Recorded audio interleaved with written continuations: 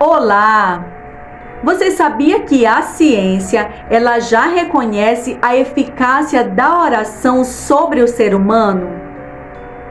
O doutor e cientista americano Andrew Newberg realizou um estudo científico através de scanners de ressonância magnética no cérebro humano, mas no momento em que as pessoas estavam orando.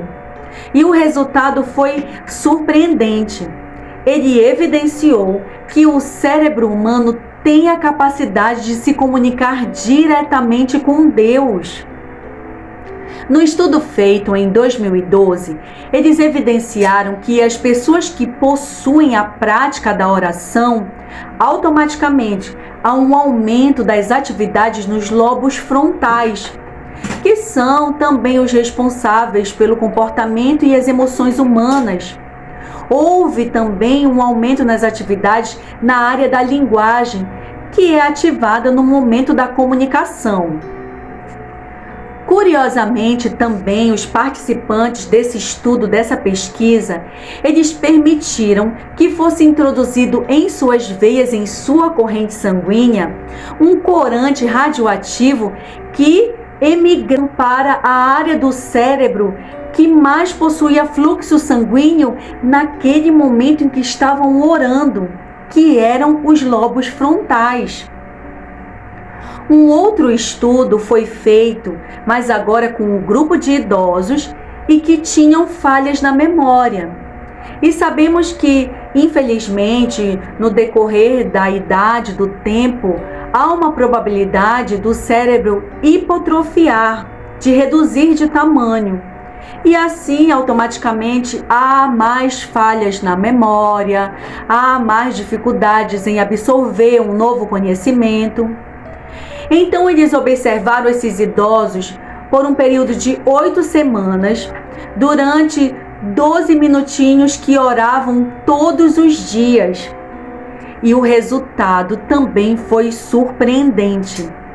Eles evidenciaram que houve uma hipertrofia cerebral, ou seja, houve um crescimento da massa cinzenta pelo simples fato desses idosos orarem todos os dias por 12 minutinhos.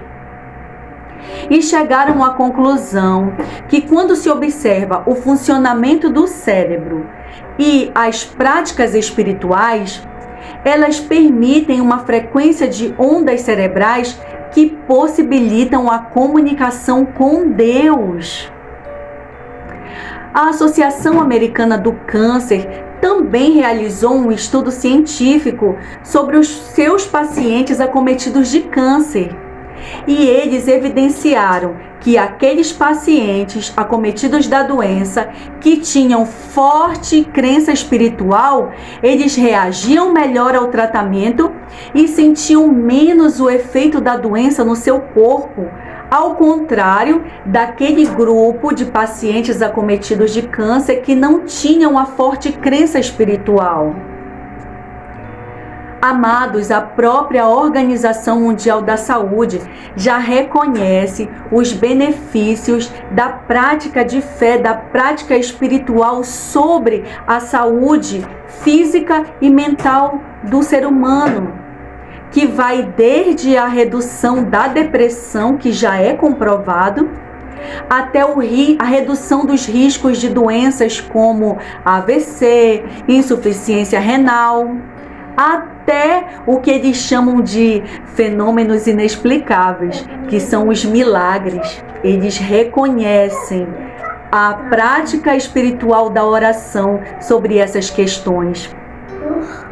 E é muito interessante também saber que até aqueles médicos que tinham uma postura mais cética em relação aos assuntos espirituais, à prática de fé e de oração, hoje eles já reconhecem a importância que possuem para o tratamento das doenças. Em 2021, um jornal famoso do nosso país, que tem o nome de uma cidade, publicou que as práticas espirituais tornam o ser humano melhor, fazem bem.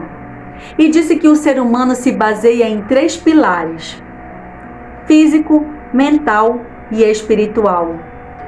Ou seja, quer dizer que o livro de Tessalonicenses, que foi escrito em aproximadamente no ano de 50 depois de Cristo, no momento em que o apóstolo Paulo fez a sua segunda viagem missionária, escreveu de Corinto aos Tessalonicenses. Quer dizer que o livro, que já tem aproximadamente 2000 anos, no capítulo 5, Paulo deixou registrado que Deus santifique o vosso corpo, alma e espírito, e que sejam encontrados íntegros e irrepreensíveis na vinda de nosso Senhor Jesus Cristo. Então, este livro, de aproximadamente 2000 anos, sempre esteve correto ao afirmar que o ser humano é um ser composto de corpo, alma ou mente e espírito. E as Escrituras Sagradas, o que elas nos ensinam sobre a oração? Nós temos o registro de Jesus ensinando sobre a oração. Inclusive, ele, sendo Deus, que deixou a condição de Deus para se fazer homem no nosso meio, ele próprio também tinha uma vida de constante oração a Deus. E ele nos ensinou que a oração, ela é um dever. E nós sabemos que existe diferença entre um dever e um direito. As próprias Escrituras Sagradas, por exemplo, elas têm mais de 8.000 promessas de bênçãos, de direitos a serem derramados sobre a vida daqueles que creem. Em se tratando da nossa Constituição Federal de 88, da nossa nação brasileira, ela nos garante também direitos e deveres.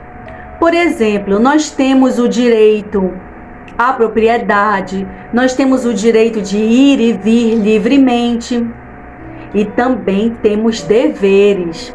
Mas o que seria um dever? Um dever, ele é como uma obrigação, ele é como uma dívida que eu tenho que pagar. E assim, nós temos a obrigação de votar, nós temos a obrigação de pagar os nossos impostos. E o que acontece para quem descumpre um dever? Um dever, ele pode ser descumprido? Não. Um dever, ele não é estabelecido para ser descumprido. Porém, se acontecer, geralmente a pessoa sofre uma espécie de punição, uma sanção. Por exemplo, pais divorciados que precisam pagar a pensão alimentícia aos filhos. Quando descumprem esse dever, essa obrigatoriedade, e não tiverem uma boa justificativa, geralmente, de imediato, eles são recolhidos à prisão. E existe sanção para quem também descumpre um princípio, um dever espiritual? Em se tratando da oração, nós temos o registro em Tiago, no capítulo 4, dizendo que quem não ora, nada tem. Ou seja, quem não pede, quem não suplica, quem não ora, não vai receber de Deus. Nós entendemos que esse princípio de orar ser uma obrigatoriedade teve origem lá no Jardim do Éden. Você pode acompanhar o livro de Gênesis. Em resumo, fala sobre a formação do mundo, em que Deus formou do pó da terra o homem e a mulher, e ali ele supriu o homem e a mulher de todas as suas necessidades. Inclusive, todos os dias, Deus também vinha para conversar, para se relacionar com o homem. Mas ele estabeleceu um limite, ele estabeleceu um princípio, que o homem poderia comer de todos os frutos do jardim, menos de uma árvore específica. E já conhecemos a história, o homem escolheu desobedecer. E quando na viração do dia Deus veio para conversar com Adão, ali ele se escondeu com vergonha. E todas as perguntas de Deus entendemos que era uma tentativa, era Deus incitando o homem a se arrepender, a reconhecer a sua desobediência e pedir perdão. Mas conhecemos a história e sabemos que isso não aconteceu.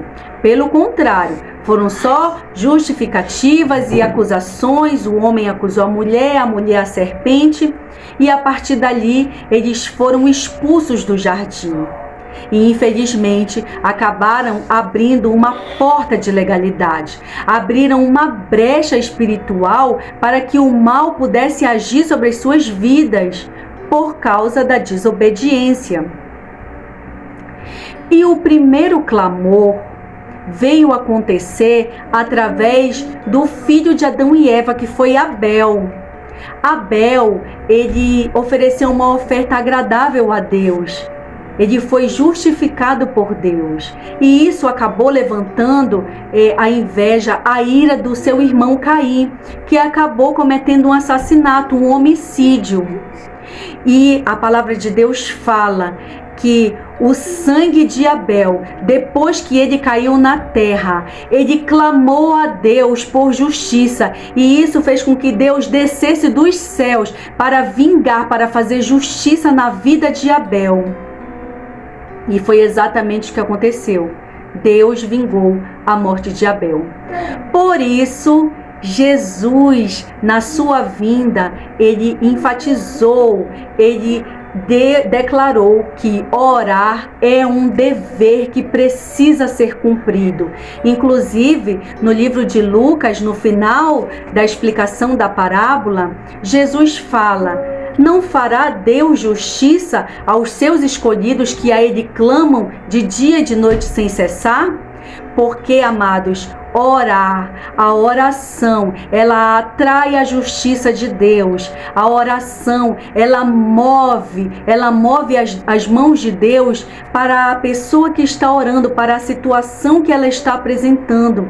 Porque, infelizmente, por causa do pecado e da desobediência, o homem hoje na terra, ele será afrontado, ele será afligido, atribulado, perseguido. Enfrentaremos dias maus, dias difíceis. Jesus não nos escondeu essa verdade.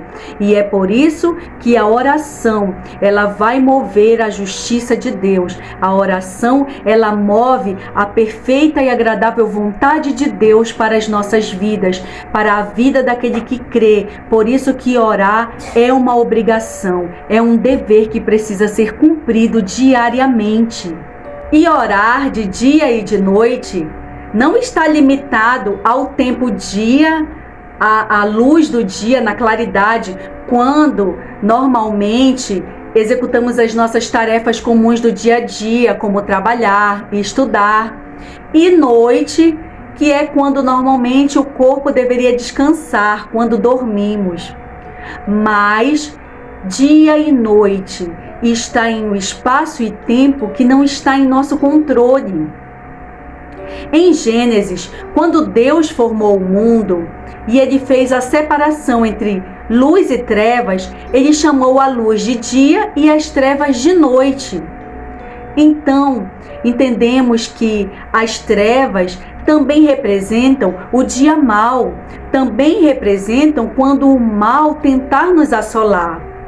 Porque, infelizmente, amados, enfrentaremos o dia mau, enfrentaremos tribulações.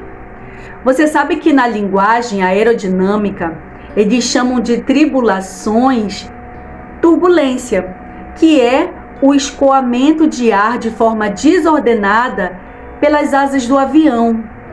Então é quase que impossível uma aeronave sair de um lugar para o outro, fazer um trajeto do ponto A ao ponto B sem enfrentar alguma turbulência nesse período.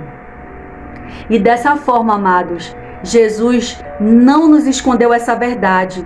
Ele declara que seremos afligidos.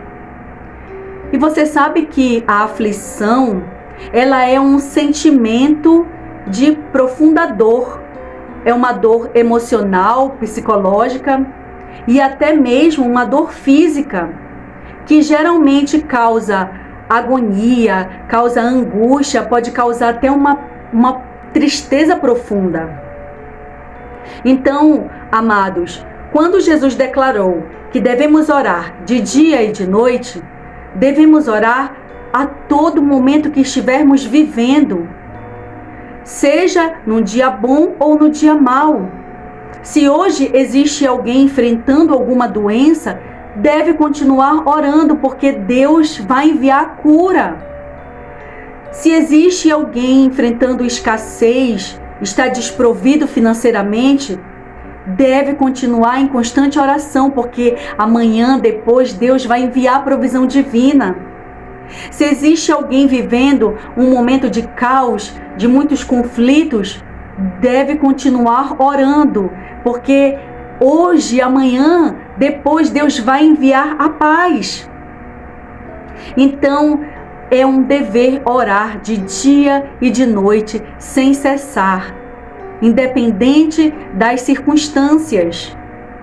Então, Jesus nos ensina que a oração é um dever, que ela deve ser feita de dia e de noite sem cessar e sem nunca esmorecer. Amados, infelizmente aqui está um grande problema que impede que muitas pessoas mantenham uma vida de oração, que é nunca esmorecer. E você sabe que uma pessoa esmorecida é uma pessoa desanimada. E uma pessoa desanimada, ela fica super para baixo. É até normal uma dosezinha bem pequenininha de desânimo nas nossas vidas em alguns poucos momentos. Mas o desânimo, ele passa a ser extremamente prejudicial quando ele fica muito intenso. E uma pessoa desanimada, ela perde até a vontade de executar tarefas simples de forma espontânea no seu dia a dia. Uma pessoa desanimada é aquela que não acredita mais, nada mais importa para ela. Ela não se importa mais se ela vai alcançar o objetivo A, se ela vai chegar no objetivo B, nada mais importa. Porque uma pessoa desanimada é aquela que já se encheu do sentimento de desistência. Ela já desistiu de tudo. Em outras palavras, é uma pessoa que entrega os pontos. E isso acaba refletindo no seu corpo fisicamente falando, porque geralmente uma pessoa desanimada, ela anda cabisbaixa. No seu íntimo, ela não tem mais motivos para sorrir. E isso é visível. A neurociência fala sobre o ciclo das crenças e é muito interessante entender. De forma resumida, a comunicação que temos com o mundo, o que o mundo nos comunica, isso pode gerar um estado de desânimo. E o estado de desânimo, ele vai gerar comportamentos. E esses comportamentos, quando eles são repetidos diariamente, eles mandam uma mensagem para o cérebro, dizendo que aquilo é verdade, que eu não posso, eu não sou capaz, eu não consigo. E essas verdades, essa mensagem enviada para o cérebro, ela vai formar sinapses neurais dessa verdade que gera uma crença. E agora, essa nova crença, ela vai influenciar diretamente no comportamento e nos resultados que essa pessoa quer alcançar. Agora, vamos aplicar a oração nessa análise, o desânimo. O que o mundo nos comunica, amados? Já sabemos que vamos enfrentar o dia mau, as tribulações, e essa comunicação ela pode tentar gerar em nós um estado de desânimo, que foi exatamente o que Jesus falou que não era para acontecer. Ele disse para orar sem cessar, sem nunca esmorecer, sem nunca desanimar. Porque ele sabia que uma pessoa desanimada é uma pessoa que não acredita mais, é uma pessoa que entrega os pontos e ela tem comportamentos negativos. E se esses comportamentos negativos eles forem repetidos diariamente, eles mandam uma mensagem para o cérebro dizendo que é verdade, que aquilo é verdade, que ela não pode, que ela não é capaz, que não vai acontecer, não adianta mais orar, Deus não vai ouvir suas orações não vão se concretizar. E esses comportamentos, eles vão mandar uma mensagem para o cérebro, vão ser formados sinapses neurais e vai ser formada uma nova crença. E essa crença, ela vai influenciar nos comportamentos e no resultado que essa pessoa quer alcançar. Amados, qual é o resultado que uma pessoa que ora, ela quer alcançar? A resposta de Deus. E isso precisa ser feito constantemente, mesmo em meio às aflições. E o desânimo, ele não pode prevalecer, ele não pode impedir a pessoa de continuar orando. Lembra o que vimos anteriormente? Aquele que não ora, ele não vai alcançar. Quem não pede, não recebe. O apóstolo Paulo, ele nos ensina a não desanimar. Inclusive, ele enfatiza que nós passaremos pelas aflições e que, inclusive, elas têm esse intuito mesmo de tentar nos fazer desanimar. Ele mesmo enfrentou muitas aflições, muitas tribulações. Ele diz que o nosso homem interior, ele não tem que se basear nas leves e momentâneas tribulações que acontecem do lado exterior, porque elas são temporárias, elas são passageiras, que só produzem para nós eterno peso de glória. As circunstâncias exteriores, o nosso homem exterior, ele até pode se deteriorar, ele pode se corromper nesse sentido, porque ele é matéria. Então ele vai sofrer algumas ações como a ação do tempo, mas o homem interior não. O homem interior, ele está baseado nas coisas que não se veem, que são as verdades de Deus, que são eternas, absolutas e permanentes. E é nelas que nós devemos estar firmados, amados, porque Deus, ele é fiel e ele tem compromisso com a sua palavra. É por isso que Jesus, nesse ensino sobre a oração, ele encerra perguntando: porventura, quando o Filho do Homem vier sobre a terra, achará fé? Ou seja, quando a resposta vier, ele vai nos encontrar em oração, porque a fé, ela é a certeza das coisas que se esperam e a convicção de fatos que não se veem. Para acontecer aqui fora, precisa acontecer do lado de dentro. Eu gostaria de falar sobre um homem e uma mulher nas Sagradas Escrituras que oraram e foram respondidos por Deus. Mas antes, eu gostaria de fazer uma pequena análise sobre o cérebro e o coração humano, segundo a ciência. O cérebro e o coração, eles estão interligados por uma rede de nervos e neurotransmissores que permite a comunicação. A função do coração sabemos que é bombear o sangue, e o sangue é vida. O sangue, ele transporta os nutrientes para os nossos órgãos. Ele também faz as trocas gasosas. O cérebro, por exemplo, quando ele percebe o medo, um botão é acionado e os hormônios relacionados ao estresse, eles são produzidos como a adrenalina e imediatamente caem na corrente sanguínea e são distribuídos no corpo. São liberados também gorduras, açúcares, que imediatamente são levados pelo sangue aos nossos membros periféricos, que são os braços e as pernas, para preparar o corpo ou para correr ou para se defender numa situação de medo, de ameaça. E isso é muito interessante. O cérebro, ele pode até parar de funcionar, mas se o coração estiver funcionando, estiver bombeando sangue, ali ainda existe vida naquele corpo humano.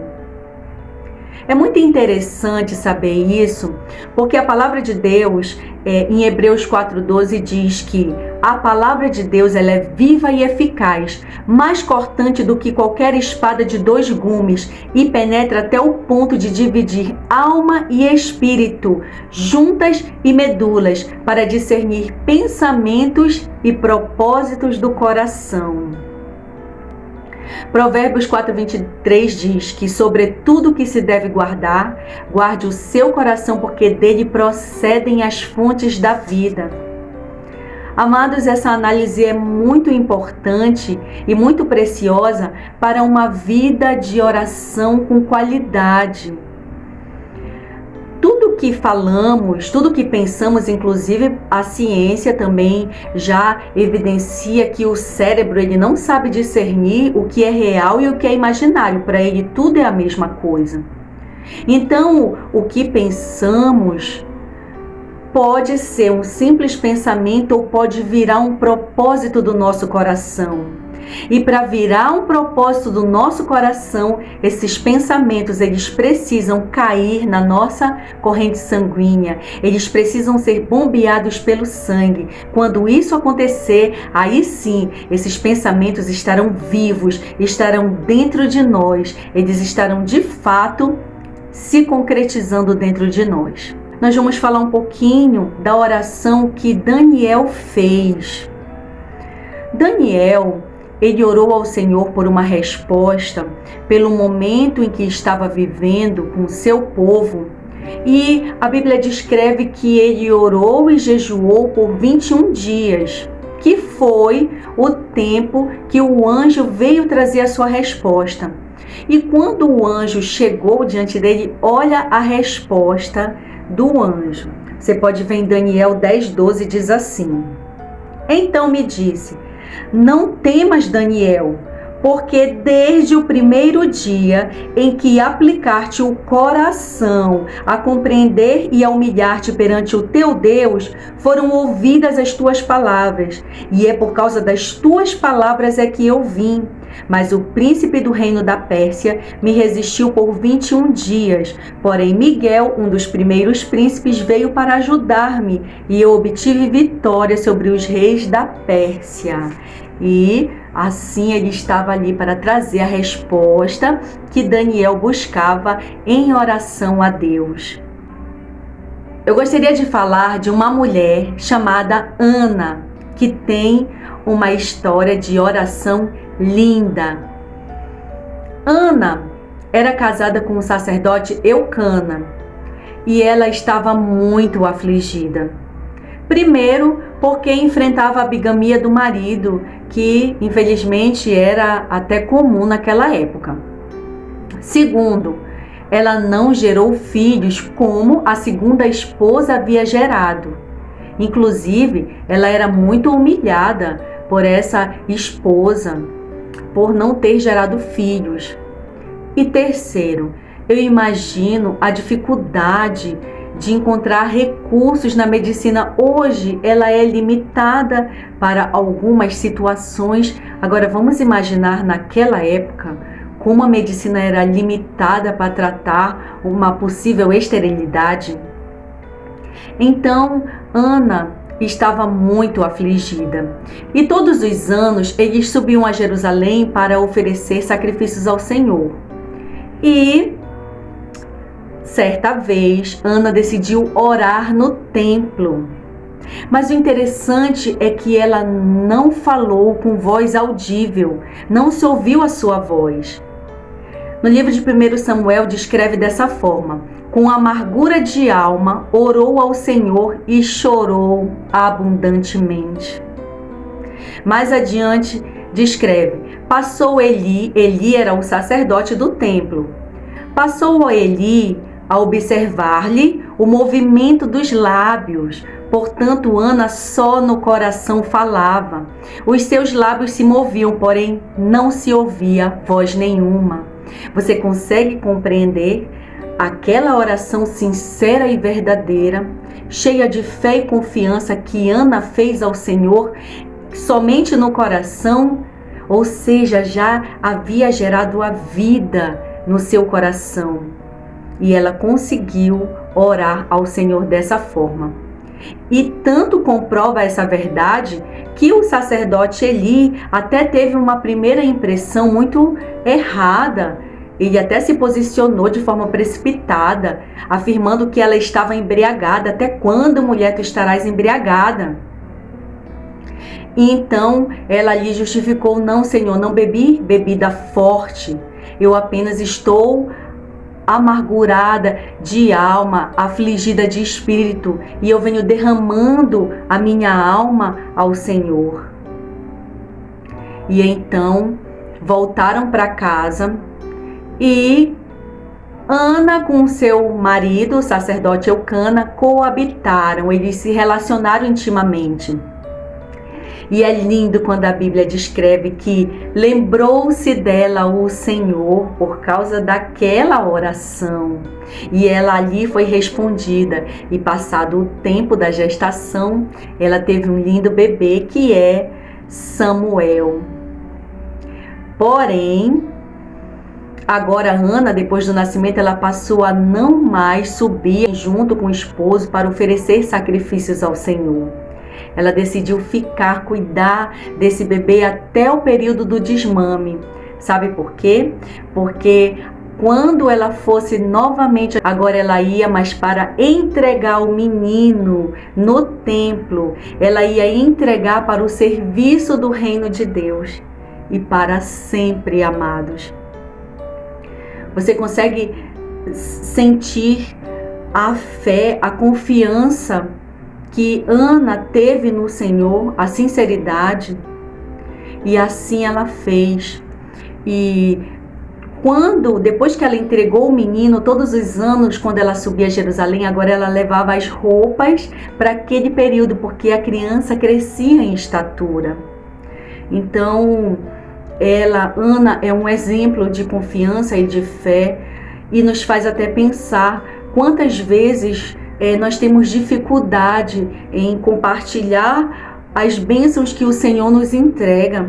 Nós projetamos algo para os nossos filhos, um futuro brilhante, e muitas vezes nós não conseguimos compartilhar para o serviço do reino de Deus, conforme a vontade de Deus, o que Ele tem nos entregado. Mas Ana, ela fez isso.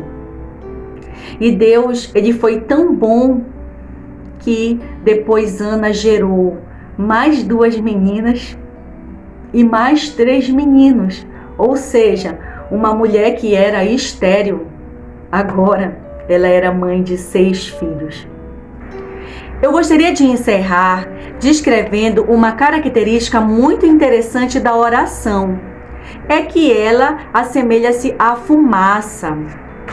Em Apocalipse, no capítulo 12, que é o último livro do Novo Testamento, o apóstolo João, ele descreve a visão que teve do anjo levando o incenso e as orações dos santos, subindo com as orações dos santos. Em Êxodo 30, o próprio Deus, ele descreve como que o incenso seria oferecido ao amanhecer e no crepúsculo da tarde, quando geralmente desceria para se encontrar com o sacerdote. No Novo Testamento, o pai de João Batista, o sacerdote Zacarias, ele foi escolhido por sorteio para entrar no santuário e oferecer o incenso ao Senhor. E, geralmente, quando as pessoas viam a fumaça subindo, elas deixavam o que estavam fazendo e tiravam aquele tempo para orar. Em uma fonte atual, conhecida como Em Busca de Cristo, eles descrevem o testemunho de um ex-satanista que informa como que os agentes satânicos, eles tentam impedir as orações dos santos. Esse ex-satanista, segundo essa fonte, ele foi treinado por bruxas, ele foi entregue no ventre materno. E ele chegava ao ponto até de conseguir fazer o seu corpo levitar. Então, ele descreve que quando uma pessoa começa a orar, os agentes satânicos, eles veem aquela oração como fumaça tentando chegar aos céus. E existem 3 tipos de fumaças.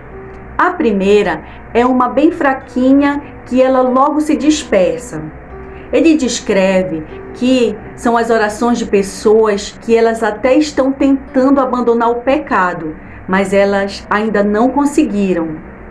Existe um segundo tipo de fumaça, que são as orações das pessoas que até chegam ao plano rochoso, que são pessoas que elas já abandonaram o pecado, elas estão em um processo de purificação, porém elas não têm fé no que estão pedindo.